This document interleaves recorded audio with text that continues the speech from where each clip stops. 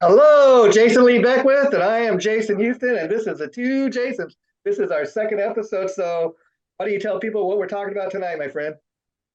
It looks like today's episode we're going to talk about the one and only the wizard, the man behind the curtain for a lot of great albums, Mr. Bob Ezrin, the wonder producer, the amazing guru. Yes, yes, yes. And I think for a lot of people, Jason, I know for me, when I think of Bob Ezrin, Kiss and Alice Cooper immediately come to mind, and I think "Love It to Death." That's the first Alice Cooper album he ever worked on, and I encourage people to go check that one out because that is where Alice Cooper kind of found his sound on that album. If you go and you listen to what he was doing before on albums like Easy Action and Pretty's for You, sounds nothing like the Alice Cooper that we know and love. In fact, it almost sounds like a psychedelic band before Bob Ezrin came on board. Then you put "Love It to Death" on, and that's where you hear Alice Cooper get his sound. And that's, of course, where we first hear 18 and stuff like "Is It My Body." Yep.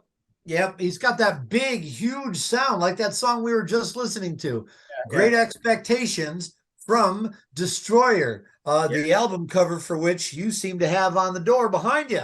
Oh, yeah, yeah. That's one of my all-time favorites. And, And now tell me, that looks like the original album cover artwork, which was turned down and then redone into what we know now. it's Kiss Resurrected when they re-released it a few years ago. Exactly. That was the original artwork that Ken Kelly came up with at first. And they said, destruction is too literal and we need the new costumes on the guys. Yeah. I like both covers, but I got to be honest, when I seen this for the first time on Destroyer Resurrected, I thought, man, why did they not release this? I mean, it looks like they were destroying the world. It looks, Exactly. Well, by then they were getting to be a PG friendly, all ages crowd band, and they don't want to give kids nightmares because the graphics are too graphic. But speaking of that album cover, dipping into the Kissed Alive archives, very good. let's see what is in here. Okay. So move a little to your left. Uh, Perfect. All right, everybody. You see that album cover right there, right? yeah. And you heard us tell you about the artwork, where it comes from, right? Well, Ken Kelly. Yeah. now you can see this, and it is right there, signed by the one and only Ken Kelly. The late, This great is Ken a Kelly. reprint of that artwork and is signed by Ken Kelly. And I believe it was given to me by my beautiful wife. Oh, wow. And if not, I'm going to say that anyway. And let me tell folks, too, Ken Kelly also designed the Love Gun album. And I think we're going to have to revisit this in future episodes because Bob Ezrin's got such a legendary career. We can't get it all in one episode. But Ah, why I got I the tell idea you. to do this, is I often wondered, okay, he also produced The Wall by Pink Floyd, great concept album.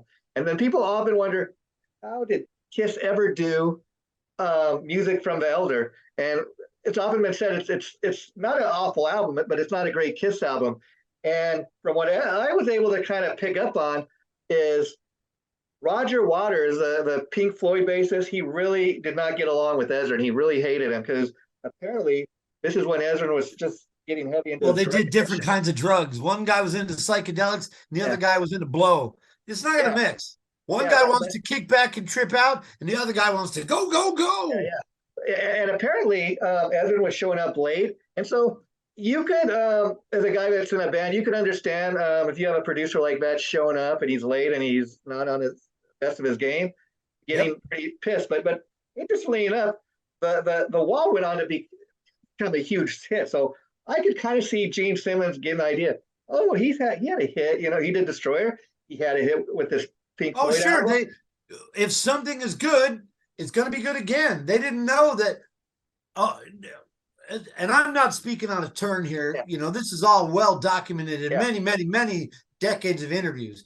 But the story that I read and heard over the years goes, yeah, they were all doing drugs around the time of Destroyer, except for Gene and Paul, right? But yeah. everybody else was there. They were all the culture was a lot very cocaine friendly back in the 70s, let's say. All right. Then you flash forward to the time they're going to do Elder, and you know, okay, well, Bob's still on drugs. We're not, but whatever, you know. I mean, he was on drugs before, and we made a great album, so who cares? So he comes in, and he was just out of it, coming up Yeah. with all kinds of crazy ideas and stuff. And funny enough, the one that always gets the rap, who of the original four guys in the band in Ace. Kiss, Ace. Ace, always got the rap for Yeah. being loaded.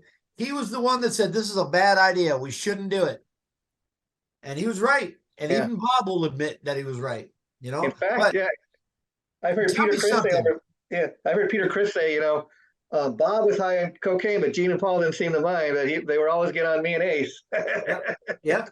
Yeah. Tell me something. Now, if you think of the sound of like Billion Dollar Babies and stuff like that, that's sound, right? Yeah. And you think of the sound of stuff like Destroyer, right? Uh, and to a certain extent the Wall, you Yeah. know, like so you thought you might like to go to this, and it sounds huge, right? Yeah. He specialized in that. It was almost like he was the hard rock version of Phil Spector, who was Yeah. famous for his huge layered sound, sort of like Mutt Lange, in terms of layering to make it sound really huge. Like think of uh, um, not Pyromania. What's the one that came after that? Hysteria. The Stereo. hugeness of that. Yeah. Same thing. If you can make a big, huge sound, you're going to have dramatic albums, you know, like Meatloaf, Bat Out of Hell, stuff like Sure. that. Sure. Huge. And I think that was one of his specialties, was making something that could sound intimate when you wanted, but it also was capable of sounding just huge on a grand Yeah. scale, See, like epic. Ezrin was much more than just a producer. I mean, he's a Yeah. musician, a songwriter. Yep. Uh, The best and producers are. yeah, and see, and if you look at Destroyer, like very much like stuff that he did with Pink Floyd on the Wall, a lot of it are like interesting little sound effects, like Detroit Rock City, the whole thing with the little news report and then the crash at the end. That was all Ezrin's idea. Now they just went on record, performed a song the way it was written, and that little bit was not on the attached to the song. It'd be a totally different song. And you know what's funny is that actually preceded and predated videos by a number of years, but it literally sounds like the soundtrack to a video. I Sure, sure. always thought it really would have been cool if Kiss would have gone back, you know, like when AC/DC went back like 10 years after the fact Yeah. and did a black and white video for You Shook Me All Night Oh Long. yeah, yeah. Well, I always thought it would have been cool if they would have gone back, used that original with those sound effects. Sure. It could have even been, they could still do it to this day. Yeah, Kiss, if you're out there, Doc McGee, if you're out there, buddy, listen to me, okay? Here's a great idea for a video, all right? You've done the animated stuff with Scooby-Doo, right? So why not do an animated video to the soundtrack of the original version of the Destroyer version of Detroit Rock City? You've got the news report, you've got the car crash, you've got you've got him turning the key on and putting on the radio. Of course, he's listening to Kiss. Yeah. You know, keep it on brand. But Doc McGee, talk to the boys. Your fans would love to see an animated video, and they don't have to be in the studio. They don't have to record anything new. Take the version that's got Tommy and Eric on it and make a cool animated video to it. And God of Thunder too might be a very different song if it was not for Bob Ezrin. I mean, people do not realize. I realized this for the first time on the Kiss box set when that was released. Paul Stanley wrote the song. And a lot of times we that's a Gene song. He's singing had a disco beat. Yeah, and but then you look at the writing credits, Paul Stanley, and then it was actually Bob Ezrin who said, I know you wrote the song, but this is a Gene song. Yeah, and I'm glad he changed some of the lyrics because it's really brutal in a kind of sadomasochistic way. Because he said he's like daughter of Aphrodite, which is but in the normal song that we know, he goes daughter of Aphrodite.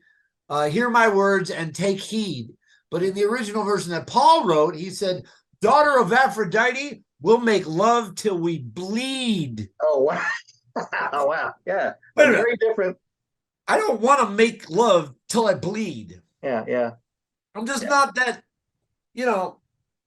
maybe that's why it took Paul a long time to find the right woman. You know, And then again, if it wasn't for Ezrin making a decision like that, I mean, I know. Think of it. It never would have been Gene that is the god song of is thunder. so Gene. People refer to Gene as the god of thunder because of the Exactly. Paul Stanley song. It was like channeling through him. But I digress. But see, when you have a good producer, he pulls that out of you. For all the stories that were told, Beth, that ballad that was their only #1 hit, that song was just fragments. There wasn't the whole thing. It was written by a girl named Beck. And I don't think it's any big secret that it wasn't written by Peter Criss, though he says it was because it's his name on there. But, when you're a guy in a band that's not Kiss, Yeah. and you're the guy that was in the band that the guy in Kiss was in before he was in Kiss, right? And if he says to you, hey, I could take this song that I used to sing that you wrote, I could take it into Kiss, but if I take it into Kiss, you got to give me half the songwriting. So my name goes on it. And my name goes first. Half of a song from a Kiss record is still a lot more money than anything Chelsea ever did, right? Yeah. And see, it's this guy, Stan Pindridge, and Paul talked about this over the years and in his book. And that's exactly what he said. He says, Becky used to call the studio. If you notice, every song that Peter has a writing credit on, this guy, Stan Pindridge, is a co-writer. And they said, Beck was not even the same song until Bob Ezrin put his magic. He wrote the piano part, and he did all that. A good producer does that. Yeah, yeah, and so again, it would be a very different song. Bob Rock is the same way. Yeah. We would have never had the Black Album the way it was if it wasn't for Bob Rock. Oh, sure. Unfortunately, we would have never had Saint Anger too. But I digress. Yeah. But sorry, Lars. Yeah. But I was always interested, and it's very interesting that Successful as a Wall was. That's not an album that Bob Ezrin talks a whole lot about. I don't know if it has to do with the fact that Roger Waters made a point of making sure Bob Ezrin got the least amount of royalties. So, and he hated Ezrin so much that he went around wearing these signs that said no share Ezrin, because his royalty was so low. Wow. And Bob Ezrin is known for being a coach. You can feel if you know and you're familiar with the albums that he's responsible for, you can feel his fingertips all over the wall. Yeah. Whether it's direct or whether they even went back and remastered it afterward and screwed him even further. You can feel his fingertips all over that album. Yeah, and it's interesting because it's Pink Floyd's it went to #1, of course, and it's Pink Floyd's #2 most successful, right next to the Dark Side of the Moon album, but which Ezrin had nothing to even do with that. But wait a minute, Dark Side is more successful than The Wall? Well, it said that wow, it is the second best-selling album in Pink Floyd's catalog, just behind Dark Side of the Moon. And I think that might only be because The Wall doesn't come out till 1979, and Pink Floyd, of course, Dark Side of the Moon, I think, was 1973 or something like that, or 74. And that's been several years. I mean, many, many years on the Billboard chart. So that might have something to do with that.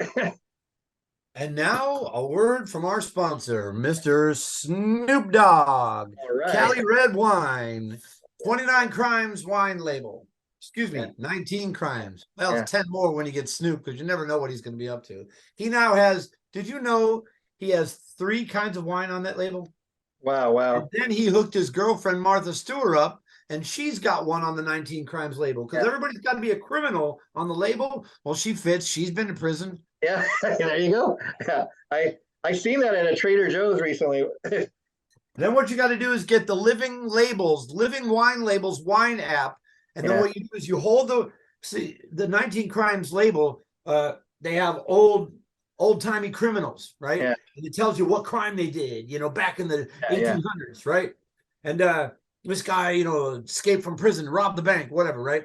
So if you scan it with your phone when you're in the app, then the photo comes alive and talks to you. Wow. So it still does with Snoop too. Yeah. There's 3 different ones, and Martha Stewart. So it's the best thing to do when you get your friends really drunk on the wine. then it's the greatest party trick. You can make lots of money. Hey, man. Hey, I bet you I can make that lady on the wine label talk, man. Yeah. And and Anyway, yeah, and getting back to Ezrin, he's done a lot of great Alice Cooper albums. I mean, he's even done the latest Alice one, which is Detroit Stories from about 2 or 3 years ago. yep. And those two guys, I mean, I think he's worked with Alice the longest, probably because they seem to have such a great chemistry, and they just kind of go hand in hand. And the thing with Alice Cooper is his music he's putting out now, the new stuff, is just as good as the classic stuff. Yeah, it is. That album that he did with that first one he did with Alice after all that time was just amazing. And it was like time stood still, and all the albums that Alice did in the 80s, like Poison and all that stuff, it's not the same. It's not the same when you have a classic producer at the boards. I'm not sure who produced Poison by Alice Cooper, but I have a hunch that it probably wasn't Bob Ezrin. I think it was this guy Peter Collins who he'd done some other stuff, like Queensryche and that, or Peter Collins or something like that. And yeah, it definitely wasn't Bob Ezrin. Because on all the stuff that Ezrin does with Alice, he's also co-writes most of the stuff. Oh, the album was trash. Yeah. The song had the hit Poison. Yeah. And it was produced by doesn't say, produced by Desmond Child. Well, there you go. There you go. Yeah, that's a lot of the co-writing stuff, and Desmond's great at what he does, and he even has a link to Kiss and Aerosmith and Bon Jovi and all those other bands. But yeah, so Ezrin, he just writes a lot with Alice, and I think that's why when they do an album together, I think it's almost a necessity that they write together, because, like I said, he's just as much a great songwriter as he is a producer. Well, you know what? Chemistry is everything when it comes to music, man. It's everything. And it can be chemistry within bandmates, songwriters, and musicians. It can be chemistry within the producer to the band. But the best one, like you said, the best producers are musicians. They know what feels good in music. It's not just somebody on the outside saying, well, this is what I think it should sound like. They know how to achieve the results too. Hey, Jason, excuse me for interrupting for a minute, but I think we're about to get cut off. So do you mind if I send you a new link so we can finish this? Stay tuned, everybody. Stay tuned for part two. Part two. I'll be right with you. Okay. Hello, and welcome great back. Masterpiece by Bob Ezrin in the flesh on Pink Floyd's The Wall. Let's hear it. Listening to part two of our dissection and deep dive into Bob Ezrin, super producer. There you go. Jason, and he's Jason, and we are the two Jasons. I love that. Like yeah, that? and Bob Ezrin, like I said, I really can't. You mentioned Bob Rock. There's a handful of producers, but Bob Ezrin, I think, is the one that really, for me, kind of comes to mind. A lot of great work, even with the legendary Eddie Kramer. Yeah. But Eddie Kramer is different. He got really bluesy and raw and rock sounding, not necessarily the big grand masterpiece thing. Yeah. I mean, Ezrin even worked with the legendary Deep Purple, the last 3 or 4 albums, and that's, of course, not even with Ritchie Blackmore, and they went on to be quite successful albums, even, in spite of that. What I mean is, you think, okay, Blackmore's no longer in Deep Purple, so they mustn't be selling albums, but he has been in the band since what, 92, 88, 89? Yeah. And so, they're still going. Yeah. And that's what a lot of people were surprised, even the band, they kicked they fired Ian Gillan a couple times because they thought, Ritchie Blackmore was more important than Ian Gillan. But I think they proved that, a lot of people would prefer to have Ritchie, but it's not the necessary, ingredient that they thought it was. Nope. Yeah. Not at all. Yeah. And especially when his guitar playing kind of I think he just kind of lost the plot after a while. Yeah. Because case in point, in like the last couple of years or whatever, he came back with a new lineup of Rainbow. Yeah. Right? Ritchie Blackmore's Rainbow, Stone Cold, Man on Silver Mountain, all that stuff, right? Great stuff, right? But his tone and his playing was, it was almost like a hologram. It was there, but it wasn't there. You know, Yeah. the band was great. Oh my Yeah. God. Ronnie Romero, the singer. Woo, what a voice. What a Yeah. voice. And I think that's where Richie Blackmore makes his mistake is like Ronnie Romero. I thought the same thing when I heard that voice. I thought, oh wow, Rainbow is coming back in a big way. But I think he only did like one album with him, and then it's like Richie's attitude has always been he really doesn't give a f. You know, it's kind of Right. whatever he wants, and I think that's why Deep Purple had a much more successful career than Rainbow, because a lot of people say will point to Rainbow, but they love the Ronnie James Dio albums, and constant lineup changes, I think, is what prevented Rainbow from ever, becoming huge like Deep Purple did. I agree.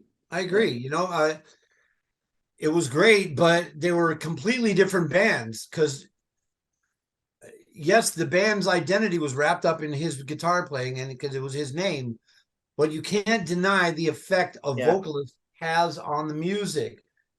Are you listening, Yngwie Malmsteen? Your singer does affect your music.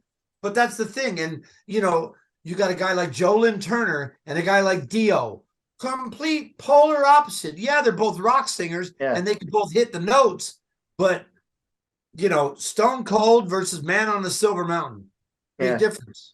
I'm not saying one is better than the other. No.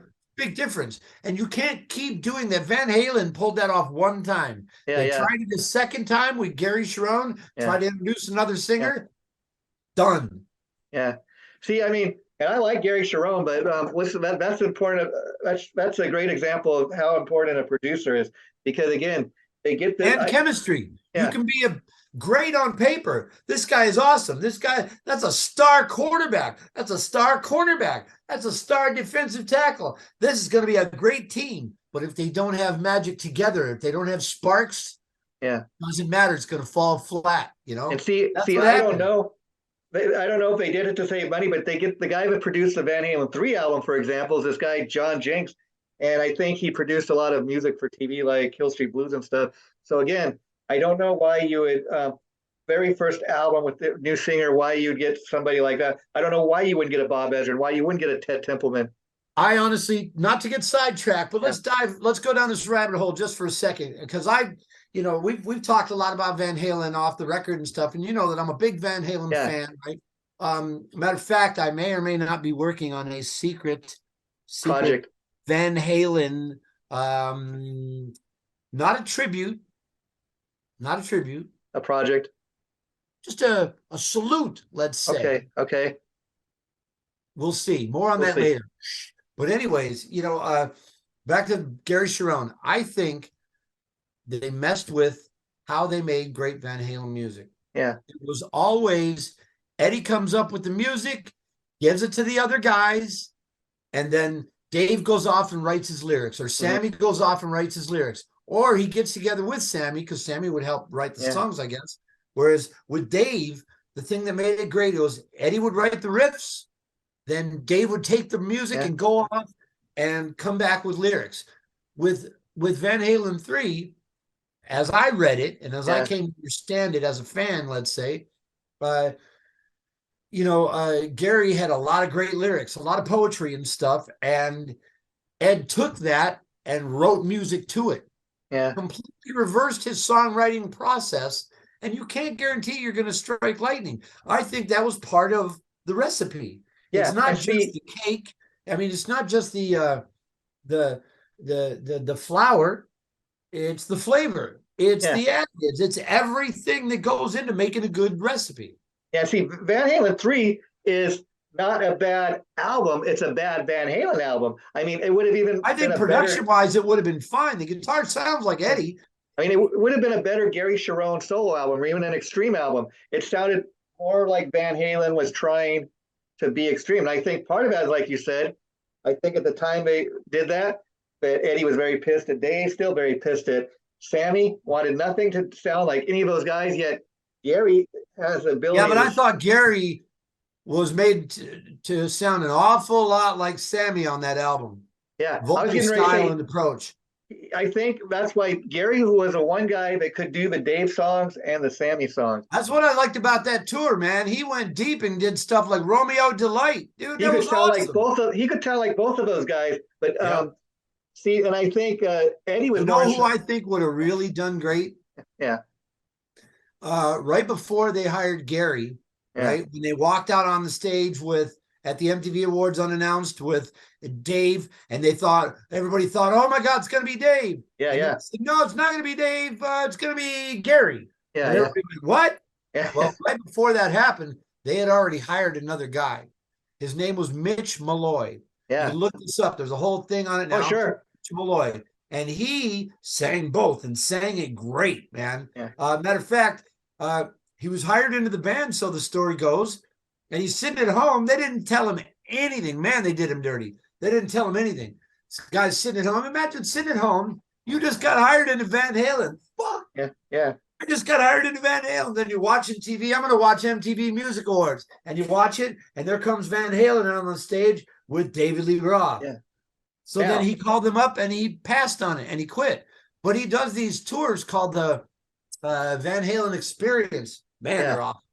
If you get a And chance, go check it out. yeah, he was briefly like last year in Great White too. And Yes, he was. I saw the videos, and I thought they should have kept him.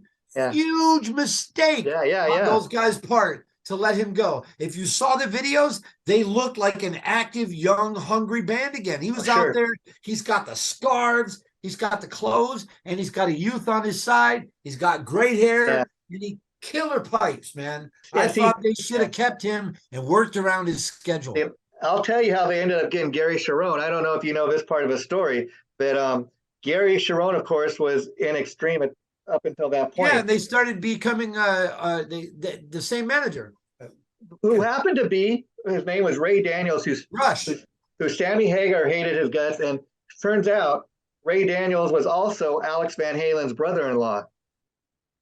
And so Alex's brother-in-law is getting, there you go, says, okay, I will get my guy Gary into Van Halen, and then he's probably getting double duty for managing Van Halen, the band, and also being Gary's manager. Who knows? Money, money, money. Yep. And I do think this last thing I'll say on the Van Halen 3 album, and you can see how important what a producer could have maybe done for that album. Like, I thought the only two songs that really sounded like Van Halen to me was Fire in the Hole, which was like a song off the Lethal Weapon soundtrack, and Without You, which was the one they did the video for of a single. I thought if they had done Without You, they were trying really hard to sound like Van Hagar. Yeah, if they had done more songs like that and filled the album up with that, I think it would have been accepted more by the fans. I don't think it ever would have been because they weren't doing the same songwriting process. You're and probably I think right. That process was part of the magic. Which is why Eddie write the songs and then build it around his melodies. Yeah. You can't build it around a Gary Sharon melody. Yeah. Which is why and then you even had Eddie Van Halen. And I mean, with the words, you can't build a Van Halen song around a Gary Sharon lyric because it's going to come out sounding like Extreme. Yeah, and then you even had a song, a bonus track, How Many Say I, or something like that, where Eddie Van Halen was like a piano song and he's doing the lead vocal. Well, that's remember that guy Tom Waits? Yeah. Okay. That's that. But anyways, back to this. I mean, I can see why. We were talking about how the amazing, Bob Ezrin. By Bob Ezrin producing it, but he doesn't talk it up a lot. If you get screwed like that and they screw him out of money or royalties, or if he felt like he wasn't appreciated, you're not going to bust ass to promote it. And what are they hurting anyways? It was a huge album. Who cares if he talks about it? Yeah, but I will say this, getting back to his producing the last couple of Deep Purple albums, that's why it's very important to bring a Bob Ezrin in. Okay, initially they think, okay, Richie's no longer a band. We need something that's going to spice this up. So Ezrin comes in and he sparkles his magic all over album. He co-writes a lot of the songs like he's done with Alice and Kiss throughout the years, and people respond to it because it's got the legendary Deep Purple. It doesn't even seem to matter. Richie Blackmore's not even really thought of. I mean, Steve Morse is probably. I mean, he was in the band longer than Richie ever was, and he just recently left Deep Purple. But that's why you know what? He did it for the right reasons. You know what I mean? Yeah. He's going to go take care of his family. Yeah, you have to respect that. but my Didn't he point just is lose? that's What why happened to his wife, right? a band like Deep Purple, Bob Ezrin was able to do his magic, and those albums have sold quite well. You know what? The best Kiss album, non-makeup era Yeah. of all time, when they said we're returning to our roots. It was a return to form. Yeah. You know, Bruce Kulick was doing less of this Yeah. and more of this. You know what I Yeah. mean? So Was Revenge of with course, the song Unholy, and who was producing it? Bob Ezrin. Yeah. And then we talked before. To me, Revenge sounds like kind of a continuation of Destroyer. If you put those back to back, you'd almost think that Revenge was Destroyer immediately. could have come between. I mean, Revenge could have come between Destroyer Yeah. and Creatures of the Night. Yeah. Because I think Creatures of the Night was a huge heavy metal album, And see, whereas Bob Destroyer Ezrin, was more of a rock album. Yeah. Bob Ezrin deserves to have an episode like this dedicated to him because, I mean, the guy's had a 50+ year career. I don't know what he was doing before Alice Cooper, but School's Out, you mentioned, that turns 50 years old this year. Can you Last year was, imagine what life would have been like without that one song? Yeah. And I mean, the initial story I heard is he walked into $1 babies. Yeah. And now here's a funny thing, Bob I Ezrin, Love the Dead. Are Yeah. you kidding me? At the end, the sing-along chorus with the big choral voices in background, and you can see, just picture everybody doing this. I love the dead. Yeah. I love the dead. Dude, that's Bob Ezrin. We are not worthy. We are not worthy, Bob Ezrin. Yeah. I mean, that's why, like I said, he really deserves somebody to talk about his 50-year plus career, because I remember him saying he heard Alice Cooper for the first time in a club singing "I'm 18," and he's like, "What is that? I'm edgy," and and so he comes in. Can you imagine hearing that before it was out on a record? Yeah. When he's just playing it in clubs. And again, he comes in and does his magic, and sparkles his Bob Ezrin, stamp all over it. And that's, and it's kind of interesting because you've heard Gene and Paul and even Peter and Ace talk about the Destroyer sessions, but Ezrin was like, he wore a whistle. A dog whistle around his neck. And he was like, "All right, campers." Yeah. So you can imagine when a guy like Roger Waters tries to stop, does not allow you to run amok like that. Well, think of how strong a personality Roger Waters is. Yeah. And how strong of a personality Bob Ezrin is reputed to be. What happens? Bang, bang, bang. Yeah. And in fact, I was reading, he also produced some later Pink Floyd albums like I forget, it was a big one though they had in the 80s. Delicate Sound of Thunder? Yeah, that's it. And Learning to Fly. Disregard of Timekeeping, I think it was.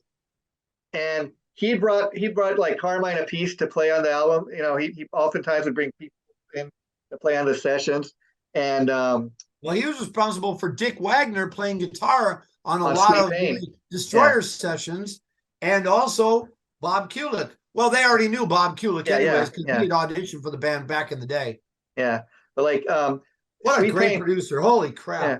But see, Ezrin, like when people allow him to have that kind of control like Kiss did, okay, well, Ace is too busy playing cards, so I'm going to call up the guitar player for Alice Cooper band, and he can just lay down the solo. And that was something that was apparently done a lot back in the day. But even for years, we didn't know Bob Kulick played like on Alive 2 till they kind of let it out of the bag. And oftentimes, he wouldn't even get credit for it on the album, but he's no longer here, and he's known for like Larger Than Life and all those great leads that he laid down on all those Kiss records. So and like you said, you can listen, because you're a musician, you can listen to Dynasty and tell that's not Peter Criss's drumming, except for the one track. Yeah, no, you can totally tell. It's a different rhythm, even if you're playing in the same style.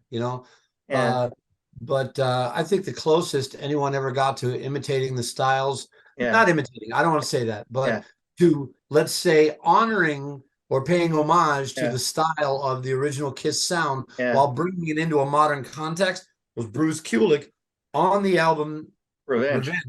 I mean, that's the first Kiss album where Bruce almost is coming to life a life to life on the guitar. I Yep. mean, he felt more comfortable maybe at that point. He'd been in the band a while, so that might have been why. But you could also see, here's another interesting point in regards to Schools Out. That's another one that just turned 50 years old last year. But interesting thing, if you look at Schools Out, it's an interesting album because they're all great songs on there. But let's be honest, this is what I was interested to kind of find out. I recently went back and listened to Schools Out, and there's a lot of great songs on there. But the only one that was really a major hit was the title track. A lot of people aren't even aware of other tracks. I took the time. Yeah, I'm here singing "I Love the Dead," but how many people really actually Yeah. heard that? You know what I mean? They had songs like Rape and Frozen or something like that, and Generation Landslide. And you wonder why the title track. I guess because they're the most anthemic. But again, they're all great songs. But the title track was the one, I guess, off of that album that everybody responded to. A lot Yeah, of them.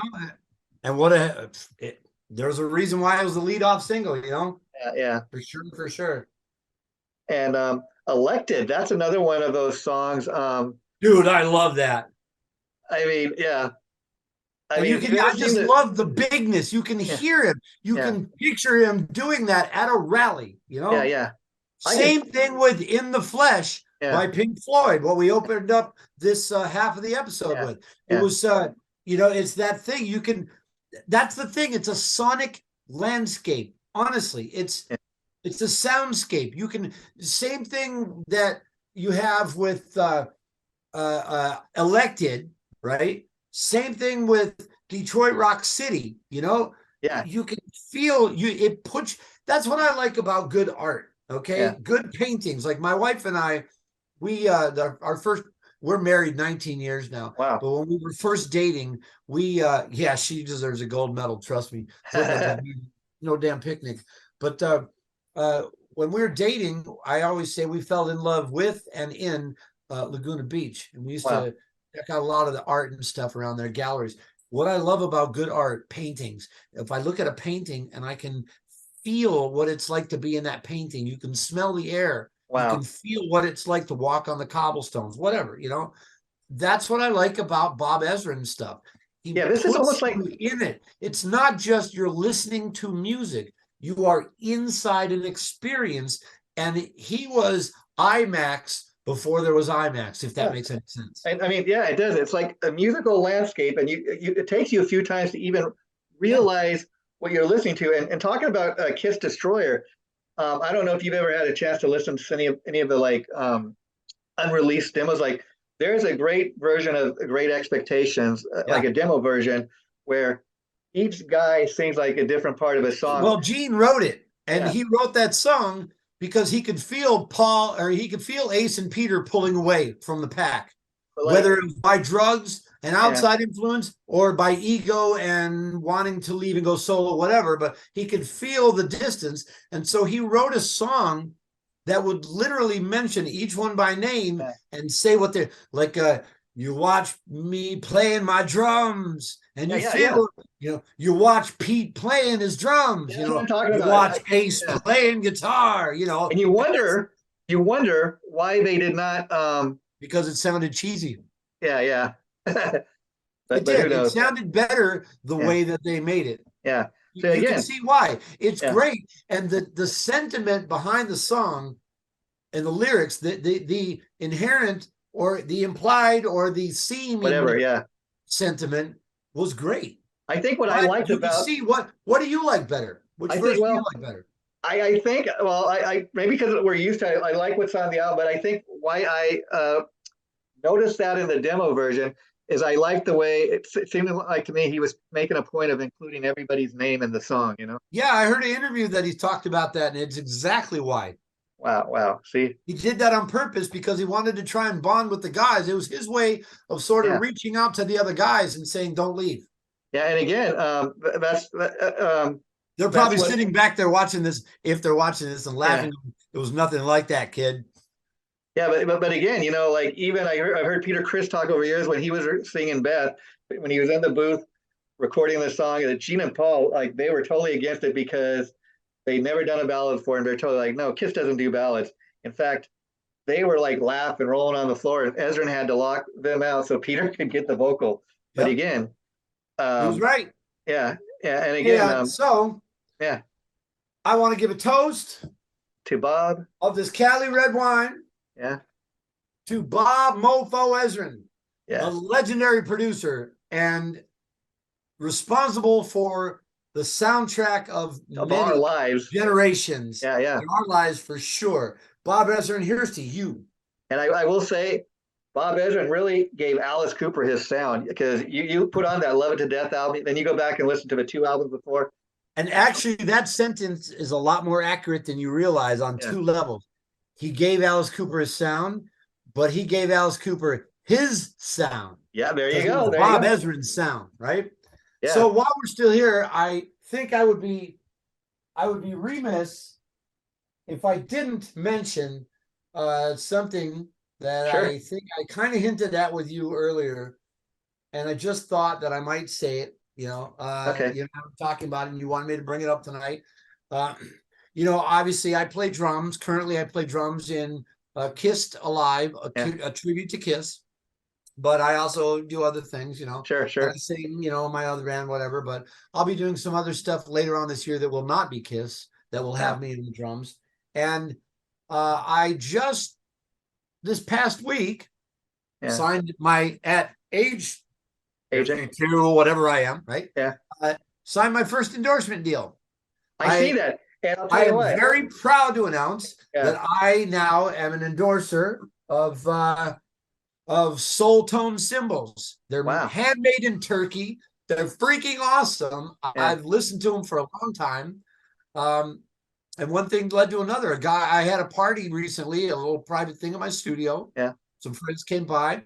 A drummer friend of mine named Bobby Richards came by. Okay. He's played in Randy Piper's band. Randy Piper used to play with Wasp, right? Yeah. So monster player. And I'm not saying that we're not working on some secret project right now. Okay. That has me on vocals. I don't know. I might have already gave one hint already in the last episode. Yeah. In this episode, you got to go and see the first episode first. But anyways, so he came over to the function and he brought his cymbals and he was playing drums. And I loved the way they sounded. I couldn't get over it. So, and I've been playing my Zildjians for 20 years. Wow. Okay. The next day after he left, I went on the website to find out about these awesome cymbals. And the next thing you know, they're making me a custom set of Jason Lee cymbals. Wow. And, they're going to kind of look something like this, people. Cool. And wow. And Jason Lee. And Kiss fans will recognize that just a little bit too. Uh-huh. Yeah, that's a little power thing on sneak preview. Soul Tone cymbals. Nick Menza, one of the best, probably the best drummer that Megadeth ever had. Rest in peace. He was one of their first major artists. And Steven Adler from Guns N' Roses. He's on good company. One of their endorsers right now. Yeah. Well, Jason Lee, this has been a ton of fun. I tell you, next time, I had a great idea. Maybe you can show us your drum set next time. I will. And I want to announce one more thing. Sure. I just got the contract signed this week, so I can tell you my birthday is August 4th. Okay. Happy pre-birthday. On August 4th of this year, we are going to do a huge birthday show at Sycuan Casino in El Cajon, where my mommy lives. But anyways, Sycuan Casino, tickets are going to go on sale at the end of this month. So keep an eye out. It's not up on their website yet, but we just signed the paperwork. So I can be the first to announce right here now on this show, Sycuan Casino, August 4th, Kissed Alive. Get your tickets. I want to fill this place up, and I want to do this again and again and again. All right? Come out and have a birthday party with me. As we say goodbye, I want to let you know one more thing. Last weekend, I had the honor of interviewing your boy, Casey Trask, who's now a touring guitarist for Trauma. So look forward to Trauma. Cliff Burton from Metallica. Metallica band, right? Yeah. Yes. Yeah. I tell you what, it couldn't happen to a nicer guy, man. I love Casey. We are very privileged to have him playing guitar for us. He's out on the road right now with him. He's played with Hellstar, he told me. Owens from Judas Priest. He's played with Steve Grimmett from Grim Reaper. He told me Rest in Hellstar. Yeah. And I'll tell you, I'll squeeze this in real quick. What you don't know, and I hope Casey doesn't mind me telling you this, but there was going to be before the pandemic or right after the pandemic, Steve Grimmett was going to do a Grim Reaper tour here in the United States finally, and Casey was going to be his guitar player. Well, I'm not Obviously, surprised. that didn't happen because sadly Steve passed away. Of course. That was, I mean, I tell you, only great things are going to happen for Casey Trask. He's an amazing guitar player. And we did talk a little bit about Kiss to Life, so be looking for Casey's interview. Thank you, That's Jason right. Lee. We will do this again real soon. Take care, my friend. Take care. Bye-bye.